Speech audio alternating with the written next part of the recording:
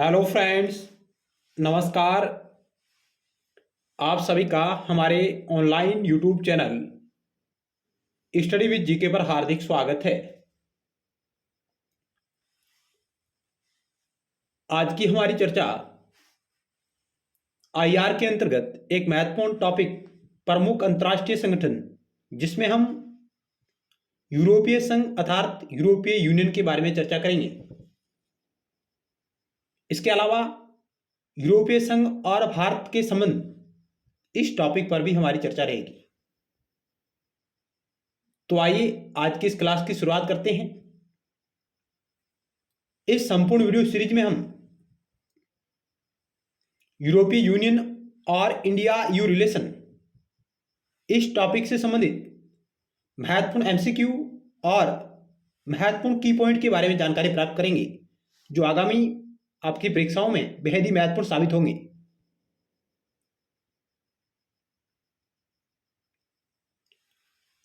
इस टॉपिक पर आधारित हमने एक वन स्टॉप सॉल्यूशन आपके समक्ष लाने का प्रयास किया है। जरूर आपको यह हमारा प्रयास अच्छा लगेगा।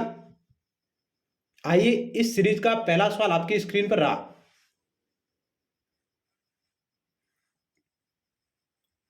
पहला सवाल क्या कह रहा है कि निम्नलिखित में से कौन सा असुमेलित है, आपको चयन करना है। एक तरफ आपको यूरोपीय यूनियन के संगठन दे रखे हैं और दूसरी तरफ उनके मुख्यालय दे रखे हैं, हेडक्वार्टर। उनमें से कौन सा असुमेलित है वो आपको चयन करना है। इस वीडियो सीरीज में हम लगभग 35 प्लस एमसीक्यू के बारे में चर्चा करेंगे, साथ ही महत्वपूर्ण की पॉइंट कि पिछले वर्षों में किस प्रकार के सवाल आए हैं और आने वाले समय में किस प्रकार के सवाल परीक्षाओं में पूछे जा सकते हैं।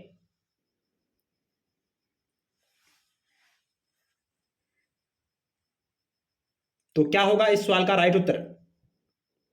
यूरोपीय सेंट्रल बैंक, यूरोपीय न्यायालय, यूरोपियन पार्लियामेंट, यूरोपीय काउंसिल, कौन सा असुमेलित है? तो ऑप्शन आपका 4 राइट होगा। यूरोपीय काउंसिल का मुख्यालय लंदन में नहीं है, ऑप्शन 4 राइट होगा। इसका मुख्यालय ब्रुसेल्स बेल्जियम में है, जबकि यूरोपीय सेंट्रल बैंक फ्रैंकफर्ट जर्मनी में है। यूरोपीय न्यायालय लक्समबर्ग में है। यूरोपियन पार्लियामेंट स्ट्रासबर्ग में है, जबकि यूरोपीय काउंसिल ब्रुसेल्स बेल्जियम में है।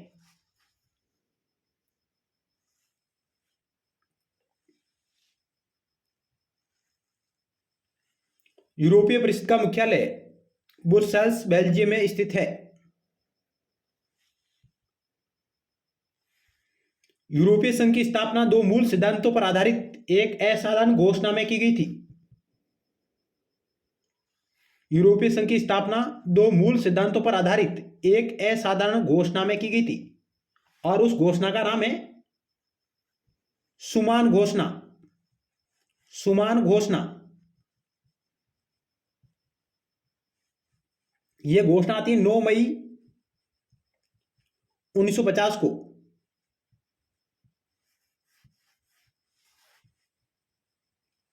इस घोषणा का उद्देश्य यूरोप में शांति और एकजुटता, पीस एंड सॉलिडरिटी की स्थापना करना था,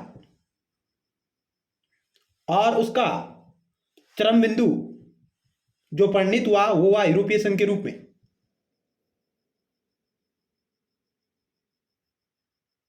हालांकि यूरोपीय संघ की पहली जो संस्थापक संधि आई, पेरिस ट्रीटी, जिसने यूरोपियन कोयला और इस्पात समुदाय की स्थापना की, उससे इसकी शुरुआत मानी जाती है।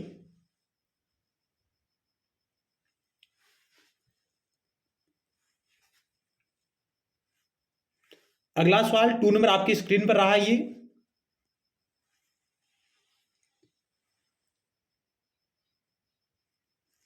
यूरोपीय संघ और भारत का पहला शिखर सम्मेलन कब आयोजित हुआ? 4 ऑप्शन आपके समक्ष रहे।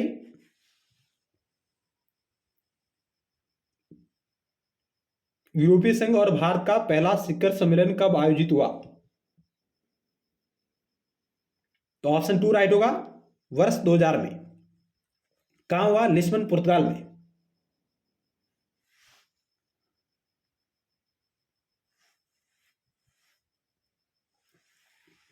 यूरोपीय संघ और भारत का पहला शिखर सम्मेलन वर्ष 2000 में लिस्बन, पुर्तगाल में आयोजित हुआ। उस समय तत्कालीन प्राइम मिनिस्टर अटल बिहारी वाजपेयी ने भाग लिया था। यानी कि यूरोपीय संघ और भारत का पहला शिखर सम्मेलन वर्ष 2000 में लिस्बन, पुर्तगाल में आयोजित हुआ, जहां पर उस वक्त भारतीय प्रधानमंत्री अटल बिहारी वाजपेयी जी ने भाग लिया था। अगला सवाल 3 नंबर आपकी स्क्रीन पर रहा। भारत ईयू रणनीतिक साझेदारी कब बना? यानी कि भारत है जो यूरोपीय यूनियन का रणनीतिक साझेदार कब बना, किस वर्ष बना? 4 ऑप्शन आपके समक्ष रहे। भारत यूरोपीय यूनियन का रणनीतिक साझेदार कब बना? तो इस सवाल का राइट उत्तर होगा ऑप्शन 3, 2004 में। 2004 में भारत यूरोपीय यूनियन का रणनीतिक साझेदार बना। और वर्ष 2000 में भारत यूरोपीय यूनियन का पहला शिखर सम्मेलन आयोजित किया गया था लिस्बन, पुर्तगाल में, जहां पर अटल बिहारी वाजपेयी जी भाग लेते हैं। तो इस सवाल का ऑप्शन 3 राइट होगा, 2004।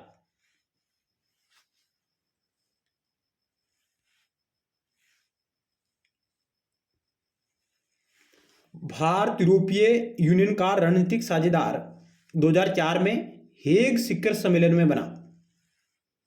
कब बना? 2004 में हेग में एक शिखर सम्मेलन हुआ, वहां पर भारत यूरोपीय यूनियन का रणनीतिक साझेदार बना। भारत ने यूरोपीय यूनियन के साथ 1963 में राजनीतिक संबंध स्थापित किए थे। भारत ने यू के साथ 1963 में राजनीतिक संबंध स्थापित किए। इसके अलावा भारत और यूरोपीय यूनियन सहयोग समझौता 1994 में होता है। 1994 में भारत यूरोपीय यूनियन सहयोग समझौता हुआ। इस समझौते के माध्यम से भारत और यूरोपीय यूनियन के संबंधों को कानूनी ढांचा प्रदान किया गया और एक राजनीतिक, आर्थिक, क्षेत्रीय सहयोग को बढ़ावा देने का कार्य किया गया। तो हमें परीक्षार्थियों की जो बात ध्यान में रखनी है वो है कि भारत यूरोपीय यूनियन सहयोग समझौता कब हुआ? 1994 में। भारत ने राजनीतिक संबंध कब स्थापित किए? 1963 में। भारत रणनीतिक साझेदार कब बना? 2004 में। भारत यूरोपीय यूनियन का पहला शिखर सम्मेलन कब हुआ? 2000 में।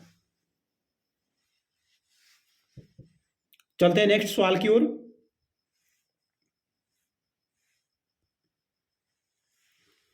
यूरोपीय कोयला और स्टील समुदाय की स्थापना कब हुई? यूरोपीय कोयला और स्टील समुदाय की स्थापना कब हुई? 4 ऑप्शन आपके समक्ष रहे। क्या होगा इस सवाल का राइट उत्तर?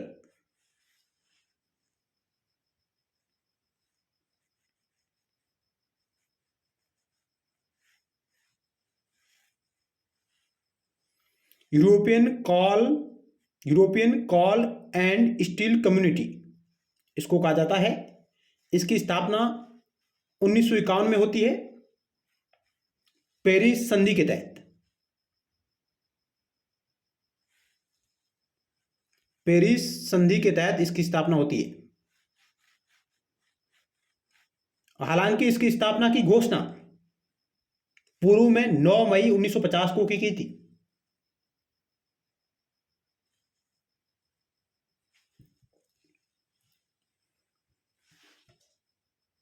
चलते हैं नेक्स्ट स्लाइड की ओर और क्या नए महत्वपूर्ण फैक्ट है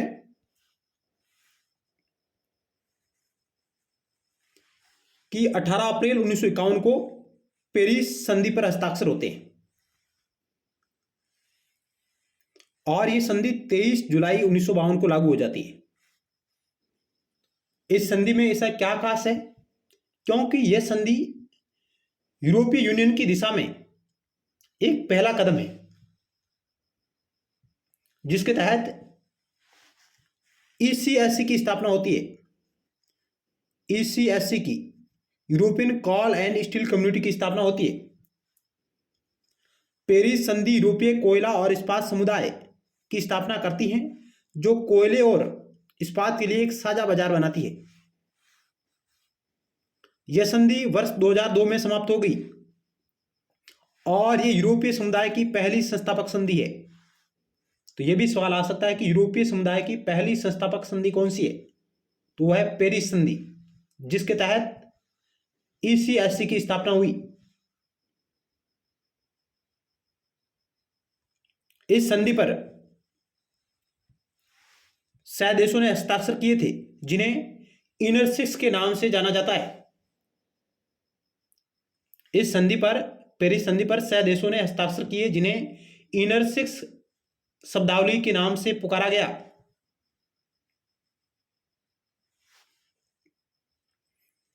हम सबसे पहले यूरोपीय यूनियन की ऐतिहासिक पृष्ठभूमि पर चर्चा कर रहे हैं।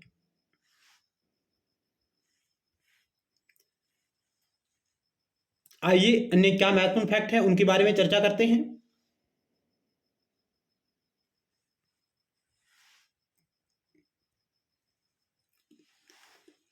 नौ मई 1950 को, जिसे शुमान घोषणा के रूप में जाना जाता है, फ्रांसीसी विदेश मंत्री रॉबर्ट शुमान ने एक सामान्य उच्च प्राधिकरण के नियंत्रण में एक यूरोपीय कोयला और इस्पात समुदाय के निर्माण की घोषणा की। यानी कि 9 मई 1950 को फ्रांस के विदेश मंत्री रॉबर्ट शुमान ने एक घोषणा की थी। किसकी? एक यूरोपीय कोयला और इस्पात समुदाय के निर्माण की। इस घोषणा को मूर्त रूप देने के लिए पेरिस में एक संधि पर हस्ताक्षर होते हैं, जिसके तहत यूरोपीय कोयला और इस्पात समुदाय की स्थापना होती है। शुमान घोषणा के बाद 18 अप्रैल 1951 को पेरिस में यूरोपीय कोयला और इस्पात समुदाय की स्थापना संधि पर हस्ताक्षर किए गए, जिसे पेरिस संधि के रूप में जाना गया। इस संधि पर 6 देशों ने हस्ताक्षर किए थे, जिन्हें इनर सिक्स कहा जाता है, और ये 6 देश यूरोपीय संघ के संस्थापक देश कहलाते हैं। यूरोपीय यूनियन के संस्थापक राष्ट्र कहलाते हैं ये 6 देश। क्योंकि यहां से भी कई बार सवाल आया है कि कौन से देश यूरोपीय यूनियन के संस्थापक राष्ट्र है या नहीं है। इनमें कौन कौन शामिल है? इनमें है बेल्जियम, जर्मनी के संघीय गणराज्य, फ्रांस, इटली, लक्समबर्ग और नीदरलैंड। इनको इनर सिक्स कहा जाता है। इन देशों ने इस पेरिस संधि का मंजूरी प्रदान की और यह संधि लागू हुई 23 जुलाई 1952 को। तो इस प्रकार इस संधि के तहत यूरोपीय संघ की दिशा में एक पहला संगठन हमारे सामने उभरकर सामने आया, European call and steel community, जिसको हम ईसीएससी कहते हैं।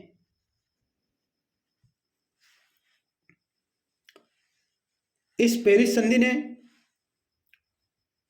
पहले सुपरनेशनल यूरोपीय संगठन का निर्माण किया। पहले सुपरनेशनल यूरोपीय संगठन का निर्माण किया। यूरोपीय कोयला और इस्पात समुदाय के निर्माण का प्रावधान किया पेरिस संधि ने, और इसकी घोषणा शुमान घोषणा के रूप में हमें 9 मई 1950 को की जाती है।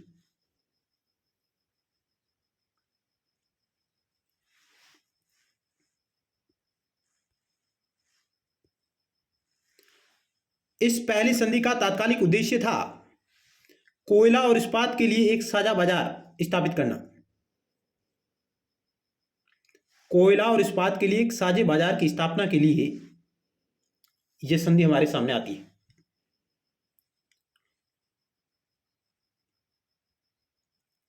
और इसका उद्देश्य एक आर्थिक समुदाय की नींव रखना था, जो धीरे धीरे एक राजनीतिक संघ बन गया और आखिरकार यूरोपीय यूनियन बना।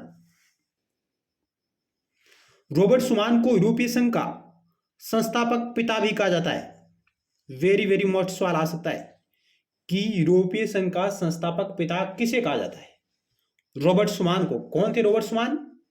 फ्रांस के विदेश मंत्री थे, जिन्होंने 9 मई 1950 को एक घोषणा की जिसको हम शुमान घोषणा के नाम से जानते हैं। इस शुमान घोषणा को मूर्त रूप में लाने के लिए पेरिस संधि हुई और पेरिस संधि के तहत European call and steel community की स्थापना हुई।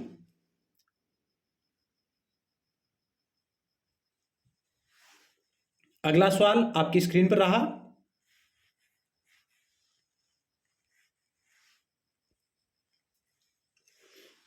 नौ मई 1950 की शुमान घोषणा के महत्व के कारण इस दिन को यूरोप दिवस के रूप में मनाया जाता है। तो यूरोप दिवस कब मनाया जाता है? तो 9 मई 1950 को यूरोप दिवस मनाया जाता है।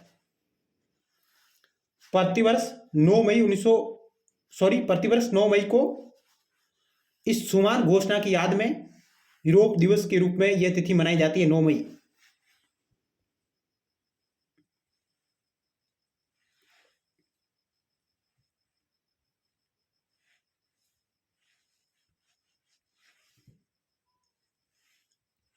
अगला सवाल 5 नंबर आपकी स्क्रीन पर रहा। यूरोपीय आर्थिक समुदाय की स्थापना किस संधि के तहत हुई?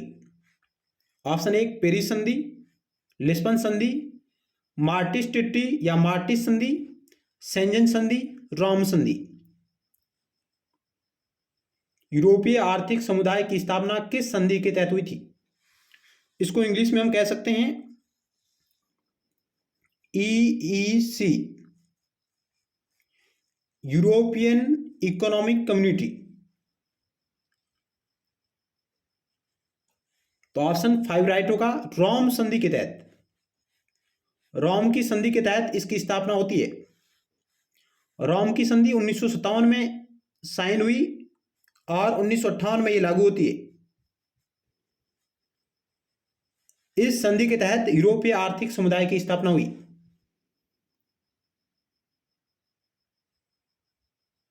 हालांकि ये सभी संधि, पेरिस संधि, लिस्बन संधि, मार्टिस संधि, शेंजन संधि और रोम संधि, इन सभी का संबंध यूरोपीय यूनियन से रहा है, यूरोपीय संघ से रहा है।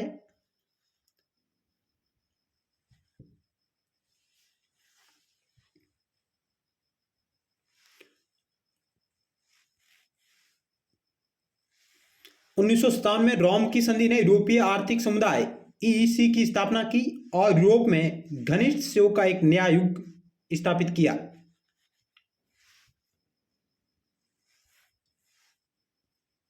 आइए अन्य क्या महत्वपूर्ण फैक्ट है। 1 और 2 जून 1955 को मेसिना इटली में आयोजित एक सम्मेलन ने यूरोपीय साझा बाजार की अवधारणा विकसित की। यानी कि 1955 में मेसिना इटली में एक सम्मेलन आयोजित होता है और उसमें सह राष्ट्र भाग लेते हैं, जिनको हम इनर सिक्स के नाम से जानते हैं। और ये सह राष्ट्र एक यूरोपीय साझा बाजार की अवधारणा के बारे में चर्चा करते हैं, यानी कि यूरोपीय साझा बाजार की अवधारणा विकसित करते हैं। और इस अवधारणा को मूर्त रूप में लाने के लिए 2 साल बाद रोम, इटली के शहर में ये मिलते हैं और वहां पर ये सह देश इनर सिक्स मिलकर एक संधि साइन करते हैं, जिसको हम रोम की संधि कहते हैं। इस संधि पर साइन करके ये देश एक यूरोपीय साझा बाजार की दिशा में यूरोपीय आर्थिक समुदाय की स्थापना करते हैं। यानी कि 2 साल बाद इस अवधारणा को रोम की संधियों में शामिल किया गया, जिसका नाम उस शहर के नाम पर रखा गया, जिसमें इनर सिक्स ने 25 मार्च 1957 को रोम की संधियों पर हस्ताक्षर किया और ये संधि 1 जनवरी 1958 को लागू हो गई, जिसने यूरोपीय आर्थिक समुदाय की स्थापना की।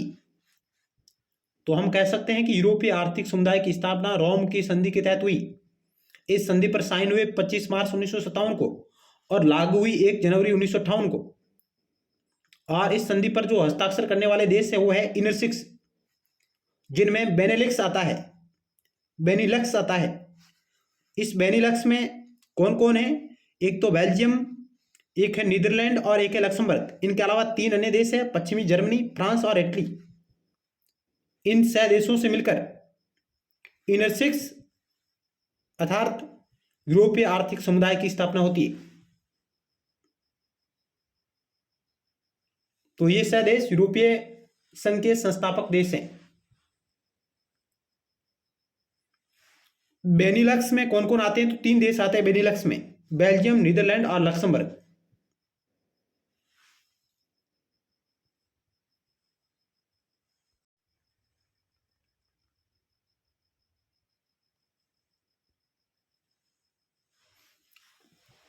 रोम की संधि में एक और महत्वपूर्ण संगठन की स्थापना होती है, वो होती है यूरोपीय परमाणु आर्थिक ऊर्जा समुदाय की।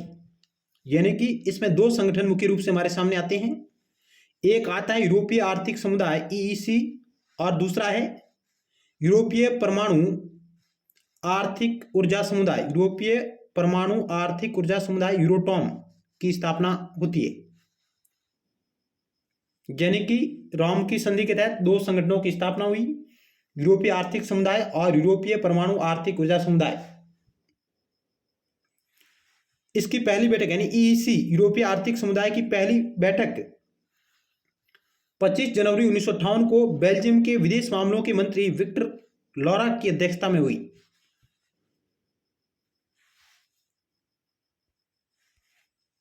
अगला सवाल आपकी स्क्रीन पर रहा, ये 6 नंबर।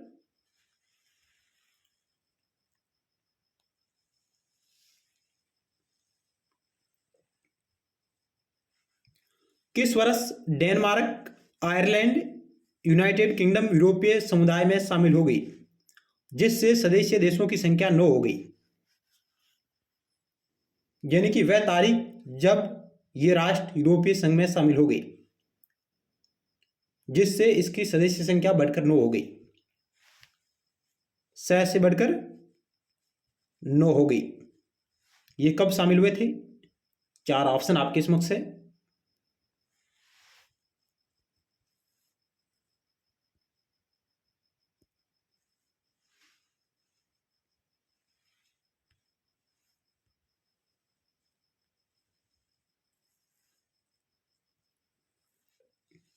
तो इस सवाल का राइट उत्तर का ऑप्शन 1 जनवरी 1973 को डेनमार्क, आयरलैंड और यूके यूरोपीय समुदाय में शामिल हो गए, जिससे इनकी संख्या बढ़कर 9 हो गई थी। लेकिन वर्तमान में यूरोपीय संघ में 27 देश शामिल हैं, क्योंकि 31 जनवरी 2020 को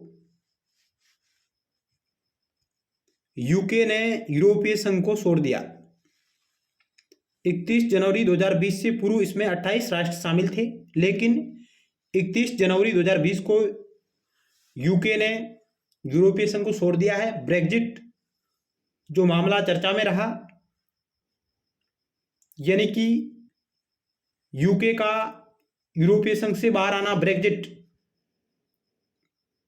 तो इस प्रकार यूरोपीय संघ में यूके 1 जनवरी 1973 को शामिल हुआ और 31 जनवरी 2020 तक उसमें शामिल रहा। 31 जनवरी 2020 को वह इससे बाहर हो गया और उसके बाद इसमें 27 देश शामिल है रहे। वर्तमान में ईयू में 27 देश शामिल है, पहले 28 थे।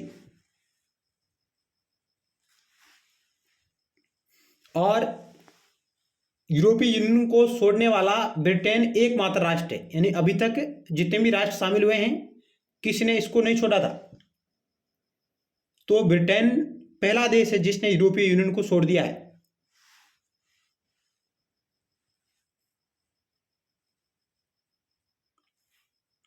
अगला सवाल आपकी स्क्रीन पर रहा, यूरोपीय परिषद का निर्माण हुआ, यूरोपीय परिषद का निर्माण हुआ कब हुआ?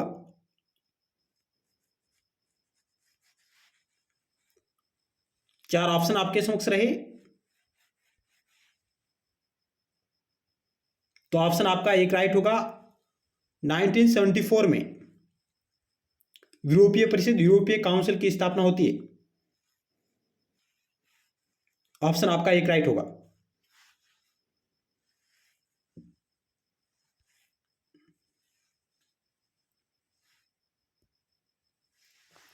नौ दिसंबर 1974 को पेरिस शिखर सम्मेलन में फ्रांस के राष्ट्रपति वेलेरी गिस्कार्ड डी एस्टिंग द्वारा यह सम्मेलन आयोजित किया गया था, जो यूरोपीय परिषद का निर्माण करता है,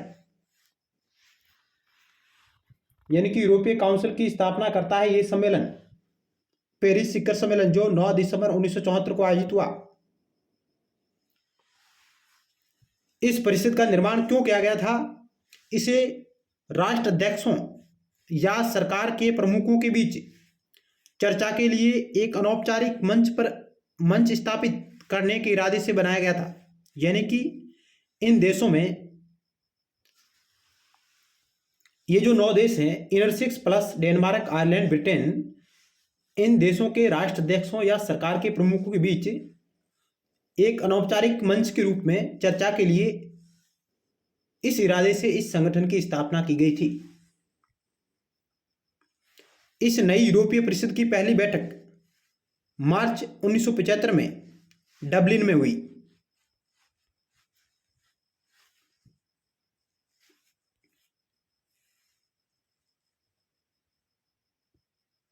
ये कुछ अन्य और महत्वपूर्ण फैक्ट है।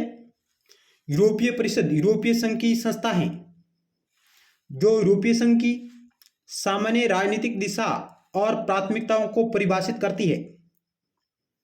यानी कि यूरोपीय परिषद यूरोपीय संघ की एक महत्वपूर्ण संस्था बन जाती है।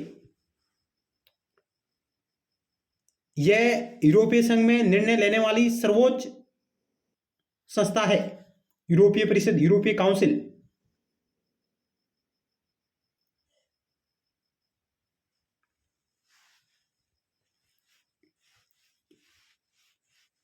यानी कि इसकी स्थापना 1974 में हो जाती है, लेकिन अनौपचारिक मंच के रूप में होती है। इसको 1992 की मार्टिस संधि आती है। इसके तहत यूरोपीय परिषद को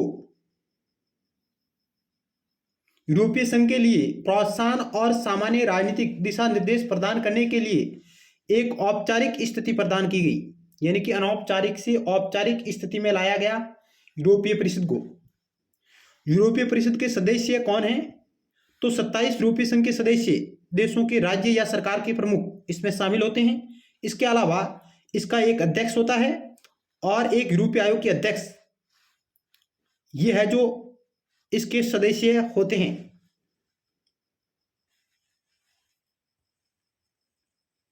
यानी कि इन सभी से मिलकर यूरोपीय परिषद का निर्माण होता है।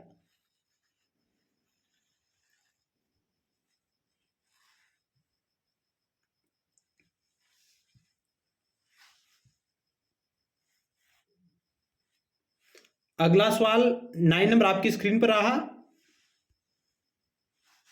यूरोपीय समुदाय में सीमा नियंत्रण उन्मूलन हेतु शेंगेन समझौते पर कब हस्ताक्षर हुआ? यूरोपीय समुदाय में सीमा नियंत्रण उन्मूलन हेतु शेंगेन, या इसको हम शेंजेन भी पढ़ सकते हैं, शेंजेन समझौते पर हस्ताक्षर कब हुआ?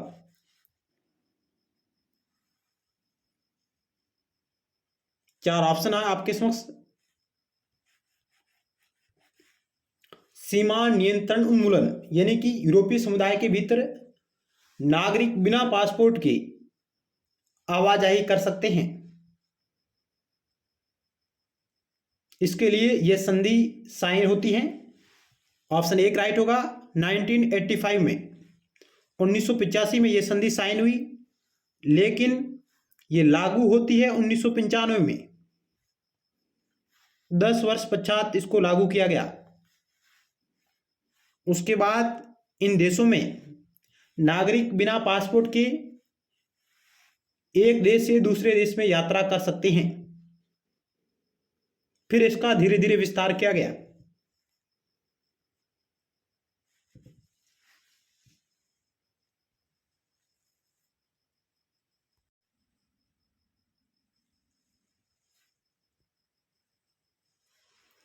शेंजेन समझौता या एग्रीमेंट इस पर हस्ताक्षर हुए 14 जून 1985 को। 14 जून 1985 को।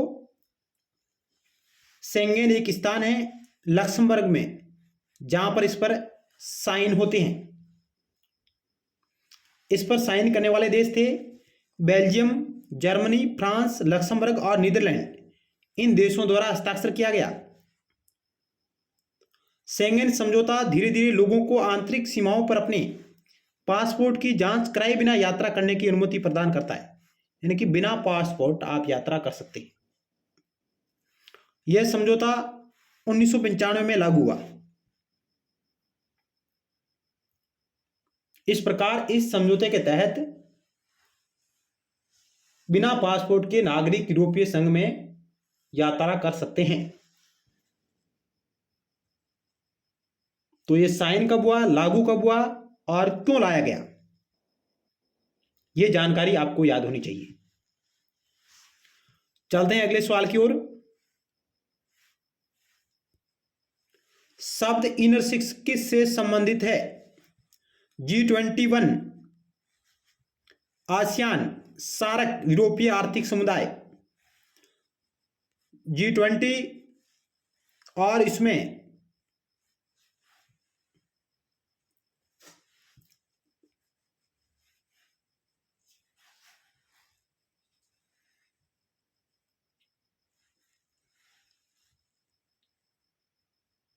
इस सवाल का राइट उत्तर का ऑप्शन डी, यूरोपीय आर्थिक समुदाय। इनर सिक्स शब्द है जो यूरोपीय आर्थिक समुदाय या यूरोपीय संघ से संबंधित है, ईयू से संबंधित है।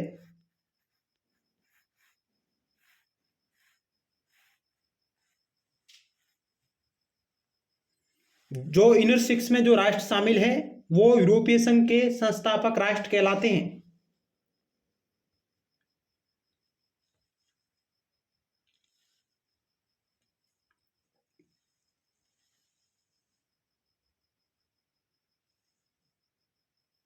G20 में अफ्रीकी संघ के शामिल होने से यह G21 बन गया है।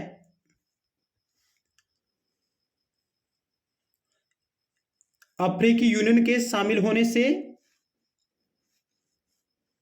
यह G21 के रूप में हमारे सामने आया है। G21 के रूप में हमारे सामने आता है। और ईयू में ये 6 देश ईयू के संस्थापक राष्ट्र कहलाते हैं, लेकिन ईयू में वर्तमान में 27 देश हैं।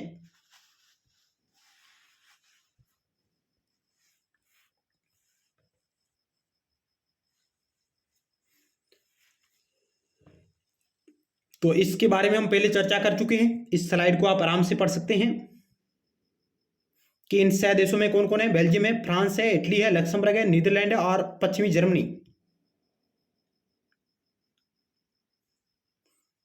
यूरोपीय आर्थिक समुदाय की स्थापना रोम की संधि पर हस्ताक्षर के बाद हुई।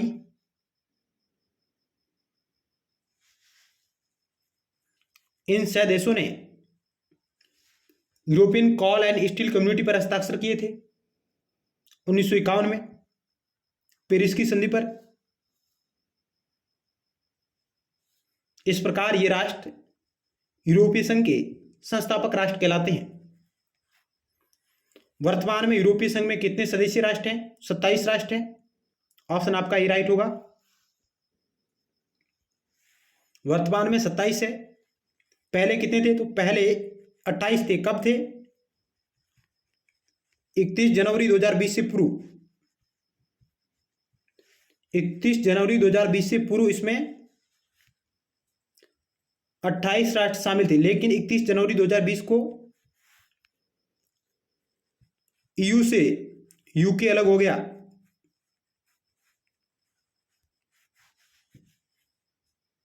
तब इसमें 27 देश शेष रहते हैं।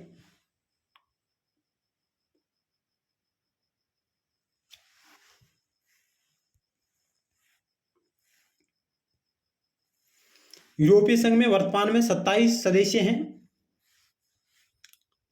यूनाइटेड किंगडम ने इस संगठन को छोड़ दिया कब? 31 जनवरी 2020 को। आधिकारिक रूप से 31 जनवरी 2020 से पूर्व इसमें 28 सदस्यीय राष्ट्र शामिल थे। 31 जनवरी 2020 को यूके ने औपचारिक रूप से यूरोपीय संघ छोड़ दिया है यूरोपीय ब्रिटेन है जो यूरोपीय संघ को छोड़ने वाला पहला देश है। ये शामिल कब हुआ था? 1 जनवरी 1973 को ये शामिल होता है। 1 जनवरी 1973 को ये इसमें शामिल हुआ और 31 जनवरी 2020 को इसने अपनी यात्रा को समाप्त कर दिया।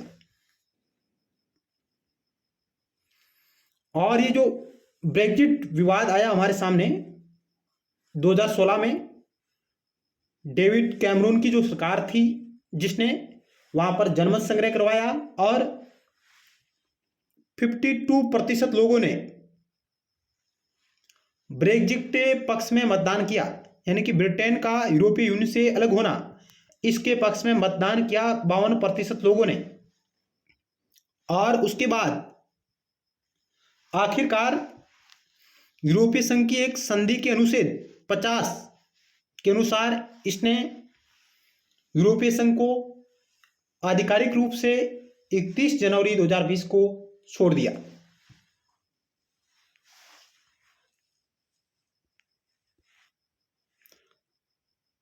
अगला सवाल,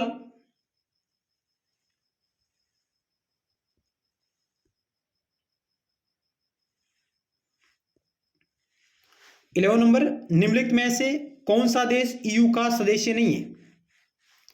वह कौन सा देश जो ईयू का सदस्य नहीं है? एस्टोनिया, डेनमार्क, स्विट्जरलैंड, माल्टा। तो ऑप्शन आपका सी राइट होगा, स्विट्जरलैंड है जो ईयू का सदस्य राष्ट्र नहीं है। इसके अलावा यूके भी वर्तमान में इसका सदस्य राष्ट्र नहीं है।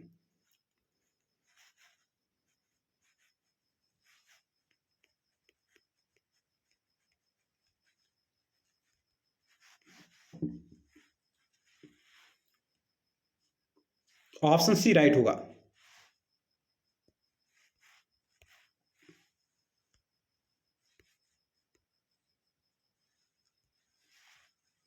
यूरोपीय संघ के बारे में निम्नलिखित में से कौन सा कथन सही नहीं है, वो आपको चयन करना है। 12 नंबर सवाल आपकी स्क्रीन पर रहा।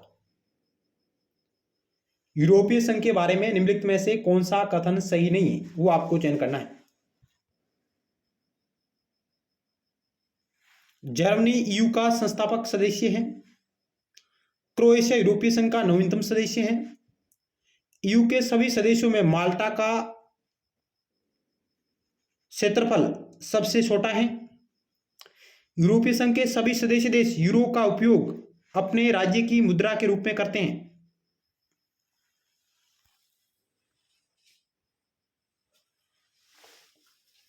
क्या होगा इस 12 नंबर सवाल का राइट उत्तर?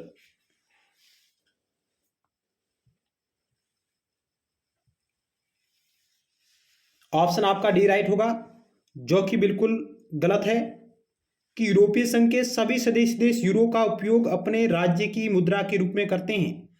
सभी सदस्य देश नहीं, केवल वर्तमान में 22 देश,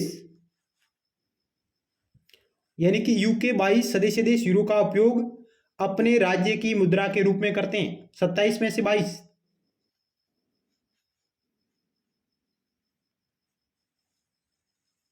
सॉरी 27 में से 20 देश, 27 में से 20 देश है जो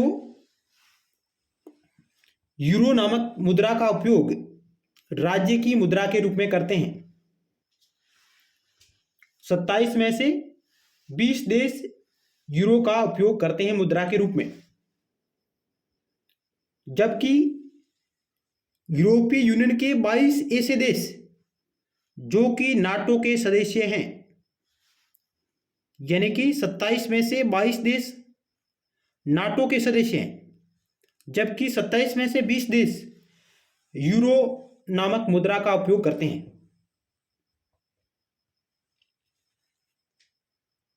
और जो 20वां देश बना है वह है क्रोएशिया, जिसने यूरो नामक मुद्रा को अपनाया।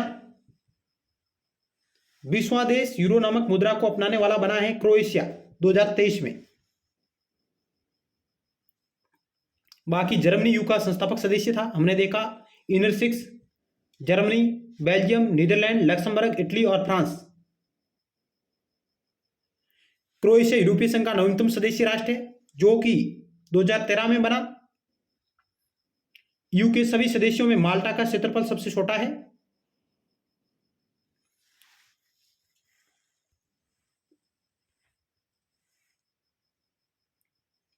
व्याख्या देख सकते हैं, यूरो यूरोपीय संघ की आधिकारिक मुद्रा है। तो यह भी सवाल आ सकता है कि यूरोपीय संघ की मुद्रा का नाम क्या है? यूरो।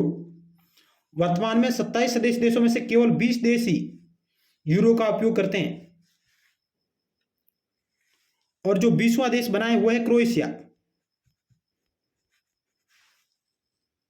ये 2023 में बना, जिसने यूरोपीय यूनियन की साझी मुद्रा यूरो को अपनाया है।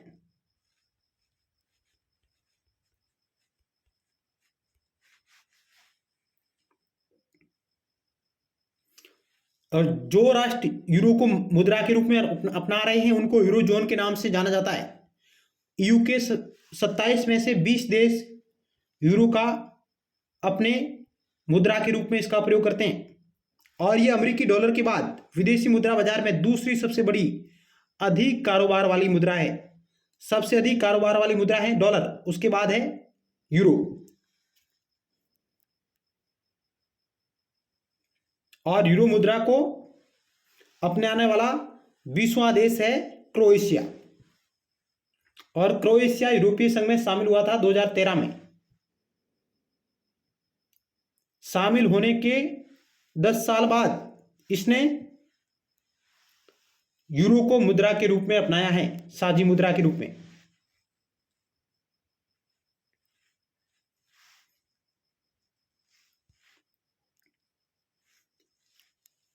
एक अन्य और महत्वपूर्ण फैक्ट है आपके समक्ष,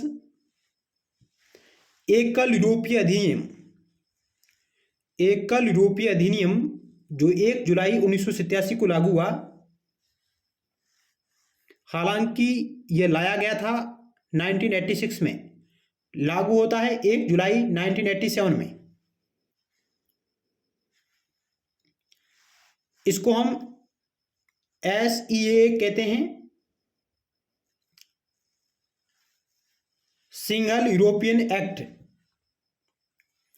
एकल यूरोपीय अधिनियम आंतरिक बाजार की स्थापना करता है, जो वस्तुओं, व्यक्तियों, सेवाओं और पूंजी की मुक्त आवाजाही प्रदान करता है। यह विदेश नीति सहयोग की शुरुआत करता है और यूरोपीय परिषद के भीतर निर्णय लेने के लिए योग्य बहुमत मतदान के उपयोग का विस्तार करता है। यानी कि एकल यूरोपीय अधिनियम यह एक फ्री ट्रेड एग्रीमेंट कह सकते हैं इसको हम। इन देशों के मध्य वस्तुओं, व्यक्तियों, सेवाओं और पूंजी की मुक्त आवाजाही प्रदान करता है। एक आंतरिक बाजार की स्थापना के लिए वस्तुओं, सेवाओं, व्यक्तियों, पूंजी की मुक्त आवाजाही प्रदान करता है और विदेश नीति के सहयोग को और अधिक मजबूत करता है। और ये एकल यूरोपीय अधिनियम यूरोपीय परिषद को एक कानूनी आधार भी प्रदान करता है, जो राज्य या सरकार के प्रमुखों की बैठकों को औपचारिक बनाता है। और इसके बाद हमने देखा है कि इसकी स्थापना, यूरोपीय परिषद की स्थापना 1974 में होती है, एक अनौपचारिक मंच के रूप में। इसको आखिरकार औपचारिक दर्जा कब मिला? मार्टिस संधि के तहत 1992 में, जिसके बारे में हम अलग से और विस्तार से चर्चा करेंगे नेक्स्ट स्लाइड में। अगला सवाल है, ईयू का मुख्यालय कहां है? जो यूरोपीय संघ है इसका मुख्यालय कहां है?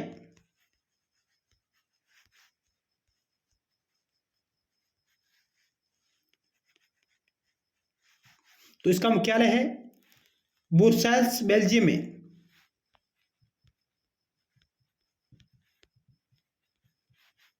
यहां इसका हेडक्वार्टर है, और यहीं यूरोपीय काउंसिल का मुख्यालय है। इसी यूरोपीय परिषद का मुख्यालय भी ब्रुसेल्स, बेल्जियम में है।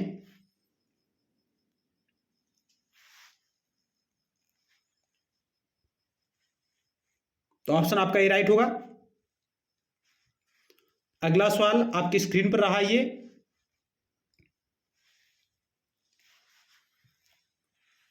यूरोपीय संघ का उद्देश्य निम्नलिखित में से कौन सा था?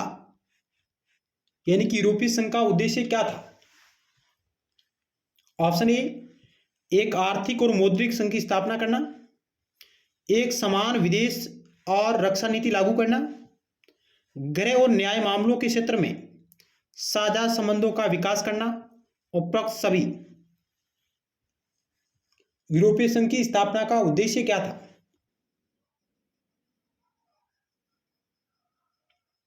तो आइए इस सवाल का राइट उत्तर होगा ऑप्शन डी, उपरोक्त सभी।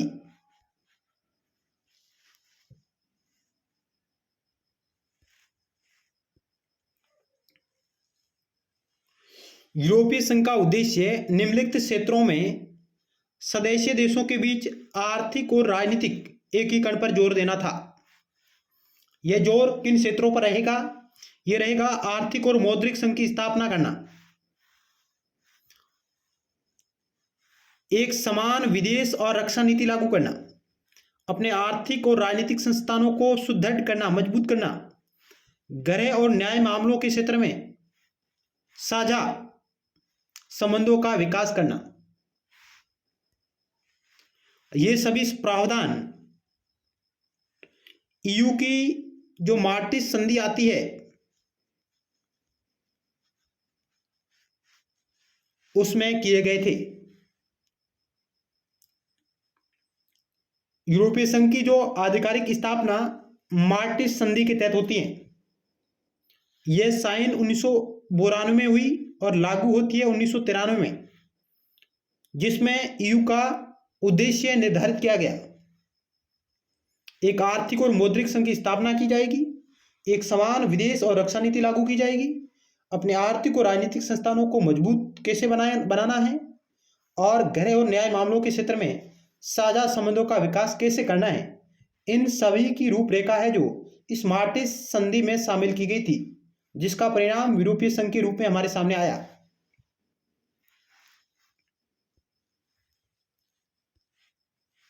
अगला सवाल 15 नंबर आपकी स्क्रीन पर है। भारत और यूरोपीय संघ के मध्य ट्रेड एंड इन्वेस्टमेंट एग्रीमेंट पर वार्ता कब शुरू हुई? ट्रेड एंड इन्वेस्टमेंट एग्रीमेंट पर वार्ता कब शुरू हुई? यानी कि भारत और यूरोपीय संघ के मध्य व्यापार और निवेश समझौते पर वार्ता कब शुरू हुई थी?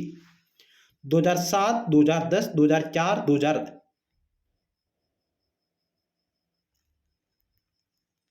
तो इस सवाल का राइट उत्तर का ऑप्शन 1, 2007 में यूरोपीय संघ और भारत के मध्य व्यापार और निवेश समझौते पर वार्ता शुरू हुई। हालांकि अभी तक यह समझौता पूर्ण रूप से लागू नहीं हुआ है, जिस पर वार्ताएं चल रही है। तो ऑप्शन आपका 1 राइट होगा, 2007 में यह वार्ता शुरू हुई थी।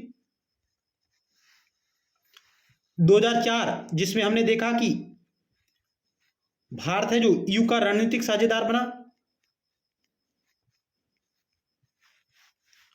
और 2000 में शिखर सम्मेलन, पहला शिखर सम्मेलन आयोजित हुआ 2000 में। भारत और ईयू का पहला शिखर सम्मेलन 2000 में आयोजित हुआ, और 2004 में भारत है जो ईयू का रणनीतिक साझेदार बना।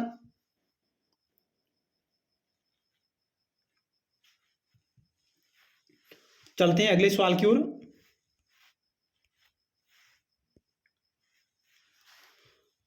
होराइजन 2020 क्या है? 4 ऑप्शन आपके समक्ष रहे। भारत और यूरोपीय संघ के बीच व्यापारिक समझौता, भारत और यूरोपीय संघ के बीच युद्धाभ्यास, भारत और यूरोपीय संघ के बीच अनुसंधान कार्यक्रम, भारत द्वारा यूरोपीय संघ के देशों में कला प्रदर्शनी। इस सवाल का राइट उत्तर का ऑप्शन सी, भारत और यूरोपीय संघ के बीच एक अनुसंधान कार्यक्रम है। ऑप्शन सी राइट होगा।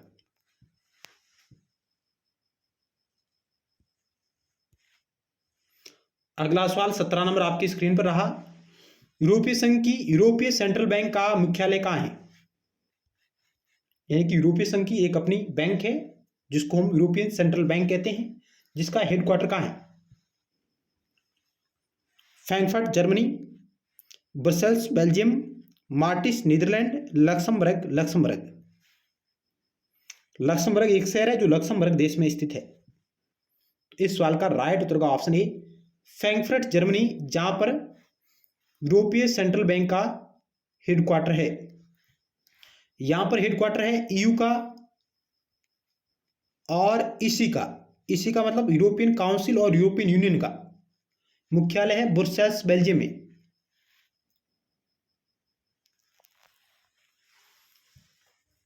अगला सवाल आपकी स्क्रीन पर रहा।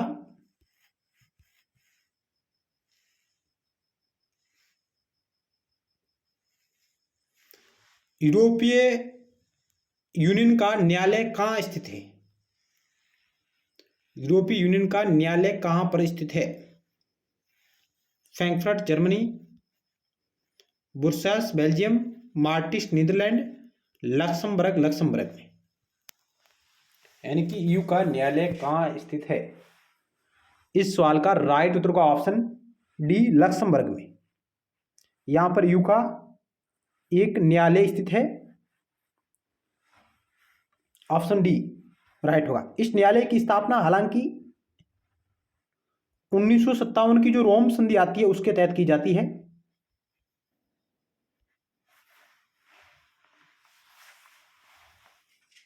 यूरोपीय देशों के मध्य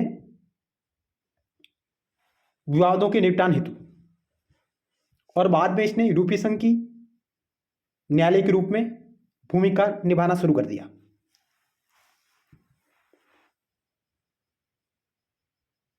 तो यह भी सवाल हो सकता है कि यूरोपीय न्यायालय की स्थापना किस संधि के तहत हुई है? तो यह हुई थी रोम की संधि के तहत 1957 में।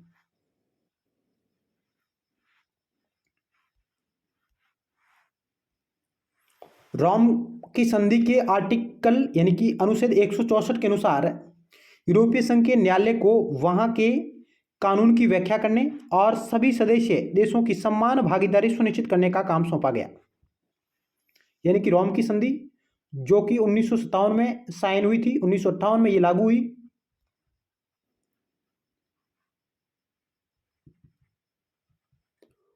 और इसके तहत यूरोपीय आर्थिक समुदाय की स्थापना की गई थी और उसी के साथ यूरोपीय आर्थिक समुदाय के देशों के मध्य विवादों के निपटान हेतु एक न्यायालय की व्यवस्था की गई थी। और उसने अंत में मार्टिस ट्रीटी के बाद यूरोपीय संघ के न्यायालय के रूप में स्थान ग्रहण किया।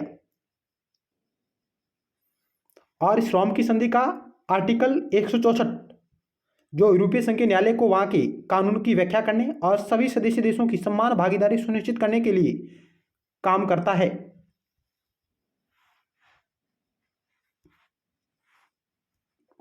अब ईयू की स्थापना किस संधि के तहत हुई? यानी कि मुख्य रूप से जो ईयू है, इससे पहले हमने ईयू के पूर्ववर्ती संगठन देखे। ईयू के पूर्ववर्ती संगठन कौन कौन से थे हमने देखा? ECSC, EEC और इसके अलावा यूरोटॉम, यूरोपियन परमाणु ऊर्जा समुदाय,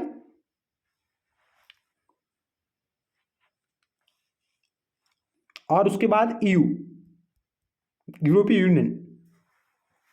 इसकी स्थापना रोम की संधि के तहत हुई और इसकी स्थापना मार्टिस संधि के तहत हुई। ऑप्शन सी राइट होगा। ईयू की स्थापना यह मार्टिस संधि के तहत होती है। यह संधि 1992 में साइन हुई और 1993 में लागू हुई।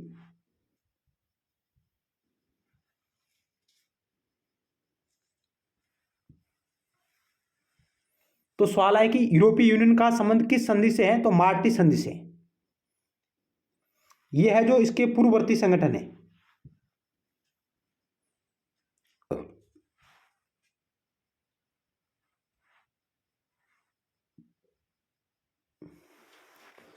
आइए मार्टिस संधि के बारे में जानकारी प्राप्त करते हैं। इस संधि पर साइन हुए 7 फरवरी 1992 को इस मार्टिस संधि पर हस्ताक्षर हुए और यह संधि लागू हुई 1 नवंबर 1993 को। तो परीक्षा में सवाल आएगा कि ईयू की स्थापना से संबंधित संधि मार्टिस कब लागू हुई? 1 नवंबर 1993 को। साइन कब हुए? 7 फरवरी 1992 को। मार्टिस संधि एक विस्तृत सामुदायिक स्तंभ के आधार पर यूरोपीय संघ का निर्माण करती है। यानी कि मार्टिस संधि एक विस्तृत सामुदायिक स्तंभ के आधार पर यूरोपीय संघ का निर्माण करती है। यह आर्थिक और मौद्रिक संघ का निर्माण करती है और दो नए स्तंभ स्थापित करती है।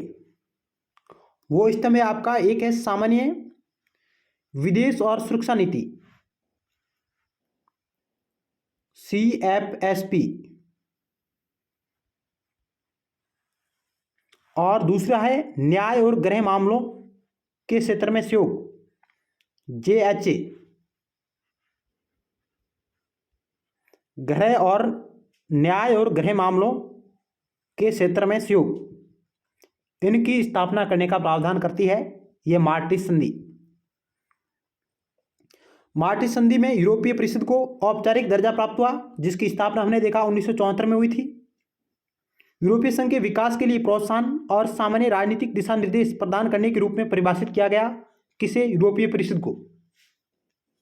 मार्टिस संधि भी यूरो की ओर कदम बढ़ाती है, यानी कि एक आर्थिक और मौद्रिक संघ की तरफ, और सामान्य विदेश और सुरक्षा नीति लॉन्च करती है। तो यह भी सवाल आ सकता है कि कौन सी संधि यूरो की तरफ कदम बढ़ाती है? मार्टिस संधि। सामान्य विदेश और सुरक्षा नीति की स्थापना कौन सी संधि करती है? मार्टिस संधि। ईयू की स्थापना कौन सी संधि करती है? मार्टिस संधि। आर्थिक और मौद्रिक संघ का निर्माण करने के लिए कौन सी संधि लाएगी? मार्टिस संधि।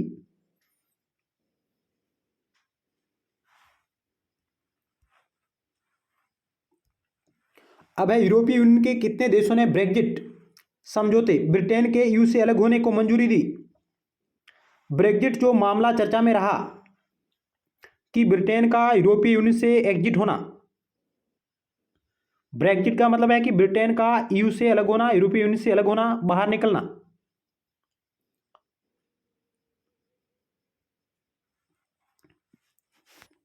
इस सवाल का राइट उत्तर का ऑप्शन बी, 27 देशों ने इस ब्रेग्जिट समझौते को मंजूरी प्रदान की थी। ब्रिटेन के प्रधानमंत्री डेविड कैमरन ने सत्ता में आने से पहले घोषणा की थी कि यदि वो सत्ता में आते हैं तो एक जनमत संग्रह करवाएंगे कि क्या ब्रिटेन यूरोपीय यूनियन में रहना चाहता है या नहीं रहना चाहता है। जैसे ही डेविड कैमरून की वहाँ पर सरकार बनती है और वो एक जनमत संग्रह करवाते हैं, और जनमत संग्रह में ब्रिटेन की 52% जनता ने ब्रेग्जिट के पक्ष में मतदान किया, जबकि 48% लोगों ने ब्रेग्जिट के विरोध में मतदान किया। आखिरकार ब्रिटेन है जो इस जनमत संग्रह के बाद आधिकारिक रूप से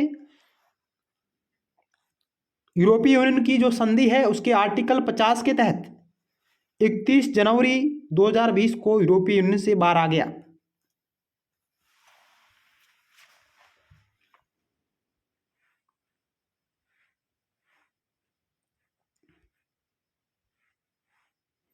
अगला सवाल आपकी स्क्रीन पर रहा 21 नंबर।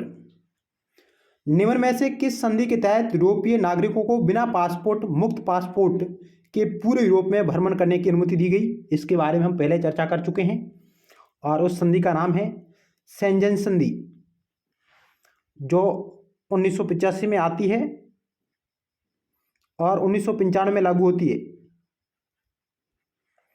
मार्टिस संधि 1992 में आई, लागू कब हुई? 1993 में।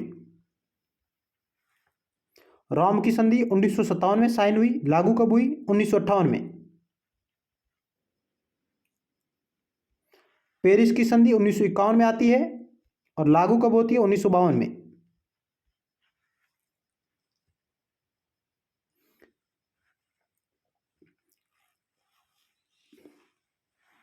तो ऑप्शन आपका डी राइट होगा।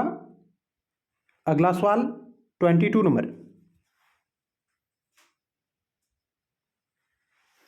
ब्रिटेन ने यूरोपीय संघ से बाहर निकलने के लिए एक नए सिक्के का निर्माण किया। उस सिक्के का संप्रदाय क्या है? 10 pens, 20 pens, 50 pens, 5 pens.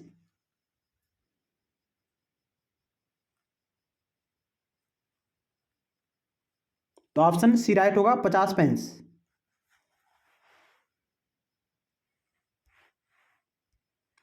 Britain ने यूरोपीय संघ से देश के प्रस्थान को चिन्हित करने के लिए एक नया 50 पेंस का सिक्का बनाया, जिसे ब्रेग्जिट शब्द से जाना जाता है।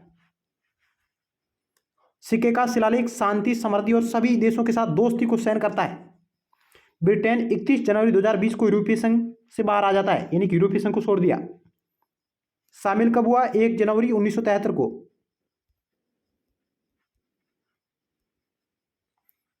और इस दिन और कौन शामिल होते हैं? डेनमार्क और आयरलैंड। 1 जनवरी 1973 से 31 जनवरी 2020 तक यह एक अपनी यात्रा तय करता है यूरोपीय संघ के साथ।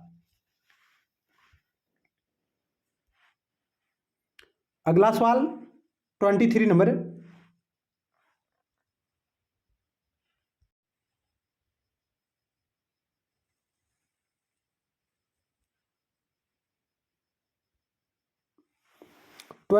सवाल, निम्नलिखित कथनों में से सही कथन का चयन करना है। ब्रिटेन के यूरोपीय यूनियन से बाहर होने के बाद इसमें कुल 28 राष्ट्र शेष रहेंगे। दूसरा कथन है, ब्रिटेन अभी भी यूरोपीय यूनियन की साझी मुद्रा यूरो को अपनाए हुए हैं। केवल पहला सही, केवल दूसरा सही, दोनों सही, न तो पहला नहीं दूसरा। इस सवाल का राइट उत्तर क्या होगा? तो ऑप्शन डी राइट होगा, न तो पहला सही है, नहीं दूसरा है। ब्रिटेन के यूरोपीय यूनियन से बाहर होने के बाद इसमें कुल 28 राष्ट्र शेष रहेंगे, नहीं 27। ब्रिटेन अभी भी यूरोपीय यूनियन की साझी मुद्रा यूरो को अपनाए हुए है। ब्रिटेन न तो पहले अपनाना था, न ही वर्तमान में अपना रहा है। यानी कि ब्रिटेन यूरो नामक मुद्रा का उपयोग न तो पहले कर रहा था, न ही अभी कर रहा है। ब्रिटेन ने अपने जीवन काल में कभी भी यूरो मुद्रा को नहीं अपनाया है। ऑप्शन आपका डी राइट होगा। अगला सवाल, ब्रेग्जिट के बारे में सही विकल्प का चयन करें। ब्रेग्जिट के लिए ब्रिटेन में मतदान 2016 में हुआ। इसमें 48% लोगों ने यूरोपीय यूनियन से ब्रिटेन के अलग होने के पक्ष में मतदान किया। 4 ऑप्शन है, केवल पहला सही, केवल दूसरा सही, दोनों सही, न तो पहला नहीं दूसरा।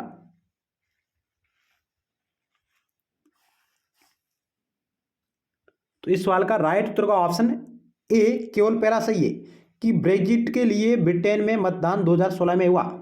बिल्कुल राइट है। इसमें 48% लोगों ने यूरोपीय यूनियन से ब्रिटेन के अलग होने के पक्ष में मतदान किया, नहीं 52% लोगों ने, लगभग 52% लोगों ने ब्रिटेन के पक्ष में मतदान किया था कि ब्रिटेन यूरोपीय यूनियन से अलग हो सकता है।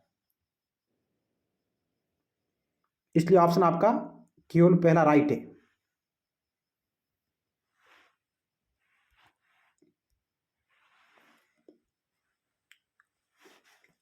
डेविड कैमरन ने ब्रिटेन में सत्ता में आने से पहले घोषणा की थी कि यदि वो सत्ता में आएंगे तो एक जनमत संग्रह करवाएंगे कि ब्रिटेन यूरोपीय यूनियन में रहना चाहता है या नहीं रहना चाहता है।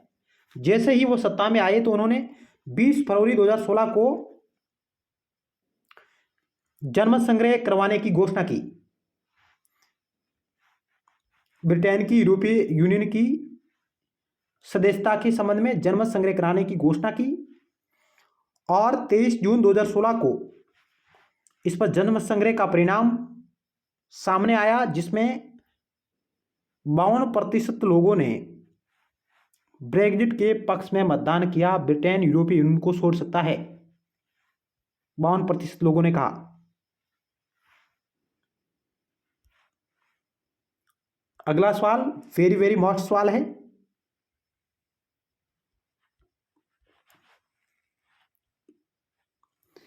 यूरोपीय यूनियन के संदर्भ में सही विकल्पों पर विचार करें। इसके वर्तमान में 27 देशों में से 22 देश नाटो के सदस्य हैं। इसके वर्तमान में 20 देश यूरो नामक साझी मुद्रा को अपनाए हुए हैं। केवल पहला सही, केवल दूसरा सही, पहला दूसरा दोनों सही, न तो पहला नहीं दूसरा। क्या होगा इस सवाल का राइट उत्तर?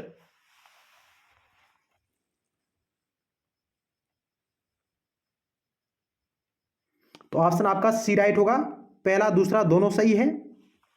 इसके वर्तमान में 27 में से 22 देश नाटो के सदस्य हैं, यानी कि 22 ऐसे देश जो नाटो में भी शामिल है और यूरोपीय यूनियन में भी शामिल है।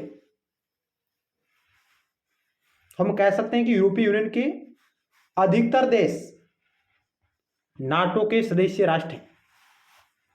वर्तमान में 20 देश यूरो नामक साझी मुद्रा को अपनाए हुए हैं, यानी कि 27 में से 20 देश यूरो नामक मुद्रा को अपनाए हुए हैं। और जो 20वां देश बना वो बना क्रोएशिया 2023 में, जिसने यूरो नामक मुद्रा को अपनाया है। तो ऑप्शन आपका सी राइट होगा, दोनों सही है।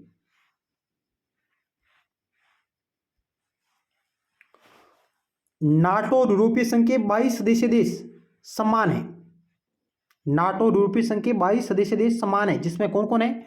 बेल्जियम, बुल्गारिया, क्रोएशिया, चेकोस्लोवाकिया, चेकिया, Denmark, Estonia, Finland, France, Germany, Greece, Hungary, Italy, Latvia, Lithuania, Luxembourg, Netherlands, Poland, Portugal, Romania, Slovakia, Slovenia और स्पेन। स्विट्जरलैंड और ब्रिटेन ईयू के मेंबर नहीं है वर्तमान में। स्विट्जरलैंड पहले से ही नहीं है और ब्रिटेन 31 जनवरी 2020 के बाद इसका मेंबर नहीं है।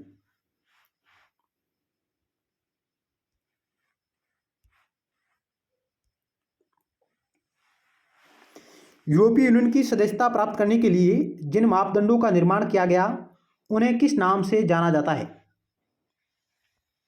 सेजन मापदंड, किगाली मापदंड, लिस्बन मापदंड, कोपेनहेगन मापदंड।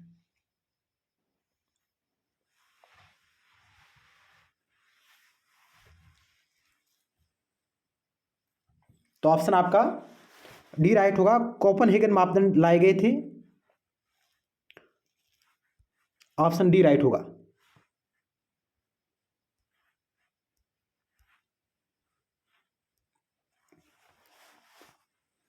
वर्ष 1993 में यूरोपीय यूनियन की सदस्यता प्राप्त करने के लिए कोपेनहेगन मानदंडों को अपनाया गया, जिसमें प्रमुख मापदंड इस प्रकार है। एक लोकतांत्रिक शासन प्रणाली होनी चाहिए, मानव अधिकारों का बेहतर रिकॉर्ड होना चाहिए,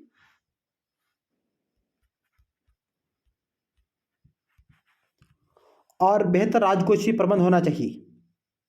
यानी कि कोपेनहेगन मापदंड, लोकतांत्रिक शासन प्रणाली, मानव अधिकारों का बेहतर रिकॉर्ड, बेहतर राजकोषीय प्रबंध, ये महत्वपूर्ण शर्त है ईयू की सदस्यता प्राप्त करने के लिए। और ये मापदंड आए 1993 में।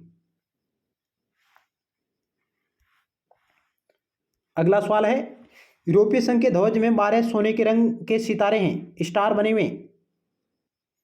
यूरोपीय संघ का एक अपना ध्वज है जिसमें 12 सोने के रंग के सितार बने हुए हैं। यह किसके प्रतीक है? ऑप्शन एक, पूर्णता, समग्रता और एकता के, यूरोप के 12 शक्तिशाली देशों के, यूरोप के 12 भागों के, यूरोप के 12 देशों के भाग लेने की, यानी शुरुआती दौर में 12 देशों के भाग लेने की। क्या होगा इस सवाल का राइट उत्तर?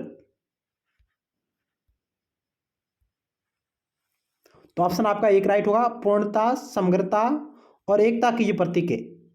12 सोने के रंग के जो स्टार बने हुए, जो सितारे बने हुए हैं इस प्रकार के, ये पूर्णता, समग्रता और एकता के प्रतीक है।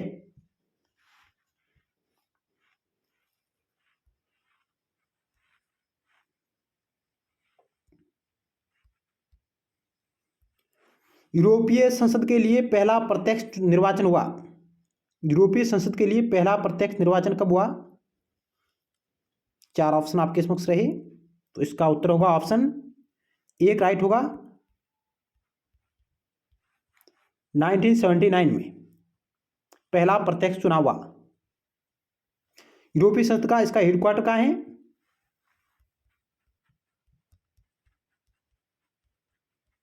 स्ट्रासबर्ग में।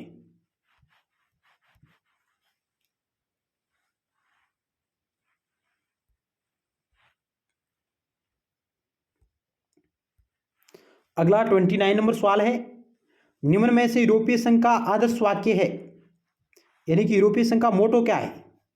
Unity in diversity, United in cohesion, United in harmony, unity in solidity. तो ऑप्शन आपका एक राइट होगा, यूनिटी इन डाइवर्सिटी, विविधता में एकता, ये इसका मोटो है, विविधता में एकता।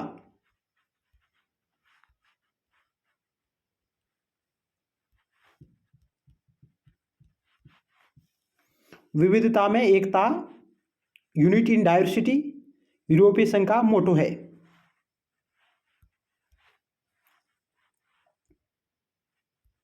अगला सवाल है कि निम्न में से किस संधि को यूरोपीय संघ की संधि के नाम से जाना जाता है? तो इसके बारे में हम पहले चर्चा कर चुके हैं। मार्टिस की संधि, जो 1992 में साइन हुई और 1993 में लागू हुई।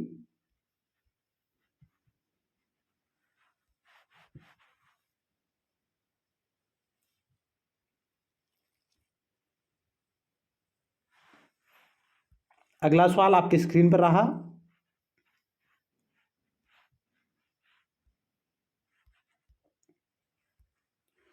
यूरोपीय यूनियन की मुख्य निर्णायक संरचना कौन सी है? यानी कि मुख्य निर्णय लेने वाली संरचना कौन सी है?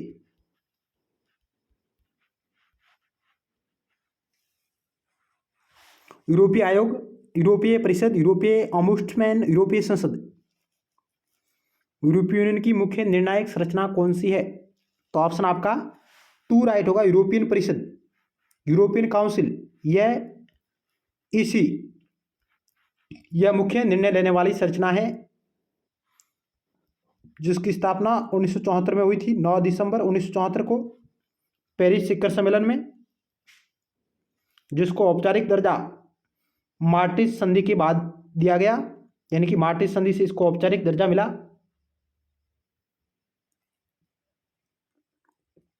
ऑप्शन टू राइट होगा। अगला 33 नंबर सवाल है, यूरोपीय संघ के बारे में सत्य कथन का चयन करना है कि इसका अपना ध्वज है, इसकी अपनी संसद है, इसका अपना न्यायालय है, इसकी अपनी बैंक है, इसकी अपनी मुद्रा है। यूरोपीय संघ के बारे में सत्य कथन का चयन करें।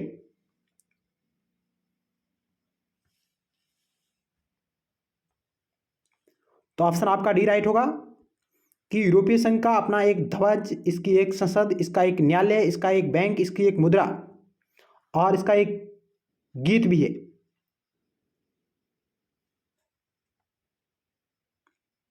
इसका एक ओम्बुड्समैन भी है जो लोकपाल की तरह कार्य करता है।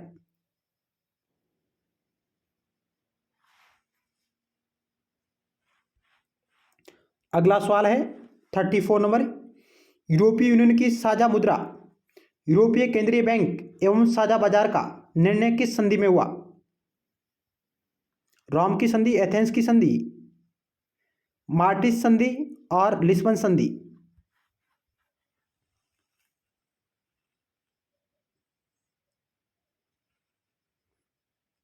तो ऑप्शन आपका थ्री राइट होगा, मार्टिस संधि, जिसमें यूरोपीय यूनियन की साझा मुद्रा, यूरोपीय केंद्रीय बैंक, साझा बाजार का निर्णय इस संधि में हुआ था। जबकि रोम की संधि में हमने देखा यूरोपीय आर्थिक समुदाय, यूरोपीय परमाणु ऊर्जा समुदाय और यूरोपीय न्यायालय की भी स्थापना होती है। ऑप्शन थ्री इस सवाल का राइट उत्तर होगा।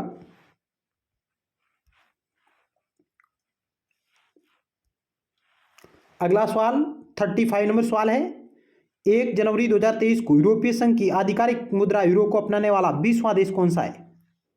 Belgium, Hungary, Croatia, Britain. यह है क्रोएशिया, जो कि यू में 2013 में शामिल हुआ था, जिसने 1 जनवरी 2023 को यूरोपीय संघ की आधिकारिक मुद्रा यूरो को अपनाया है और ये 20वां देश बन गया है। तो वर्तमान में 20 देश है, जो 27 में से 20 देश यूरो को अपना रहे हैं और 27 में से 22 देश ईयू के नाटो के सदस्य हैं।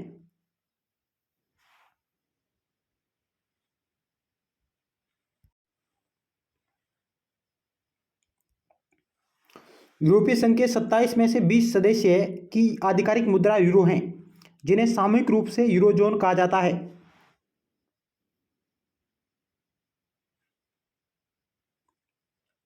इसके अलावा कुछ अन्य और महत्वपूर्ण फैक्ट है, उनके बारे में चर्चा करते हैं। एक एम्स्टर्डम की संधि आती है 1 मई 1999 को। 1 मई 1999 को एम्स्टर्डम की संधि आती है। यह संधि स्वतंत्रता, सुरक्षा और न्याय का एक क्षेत्र स्थापित करती है और शेंगेन समझौते को यूरोपीय संघ के कानून में एकीकृत करती है। यानी कि इस एम्स्टर्डम की संधि के तहत स्वतंत्रता, सुरक्षा और न्याय का एक क्षेत्र स्थापित होता है और शेंगेन समझौते के माध्यम से जो बिना पासपोर्ट की आवाजाही सुनिश्चित की गई थी उसको यूरोपीय संघ के कानून में शामिल कर लिया जाता है। किस संधि के तहत? एम्स्टर्डम की संधि के तहत। यह संधि परिषद के यानी कि यूरोपीय परिषद के महासचिव की भूमिका को संशोधित करती हैं, जो सामान्य विदेश सुरक्षा नीति के लिए उच्च प्रतिनिधि भी बन जाता है। यानी कि सामान्य विदेश सुरक्षा नीति है उसका उच्च प्रतिनिधि बना दिया जाता है। किसको? यूरोपीय परिषद के महासचिव को। किस संधि के तहत? एम्स्टर्डम की संधि के तहत। कब आई? 1999 में।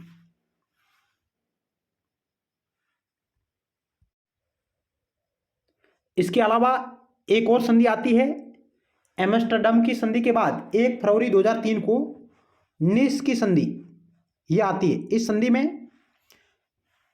नीस की संधि भविष्य में 27 सदस्य देशों के विस्तारित यूरोपीय संघ की तैयारी के लिए यूरोपीय संघ संस्थानों में सुधार की शुरुआत करती है। यानी कि मुख्य रूप से हमें याद रखने को ये बात यह है कि इस नीस की संधि के माध्यम से यूरोपीय संघ के जो अंग है, यूरोपीय परिषद, संसद, न्यायालय, बैंक, इनमें इन संस्थानों में सुधार की सिफारिश करती है। वर्तमान में 27 देश इसमें शामिल हैं यूरोपीय यूनियन में। तो एम्स्टर्डम की संधि 1999, नीस की संधि 2003।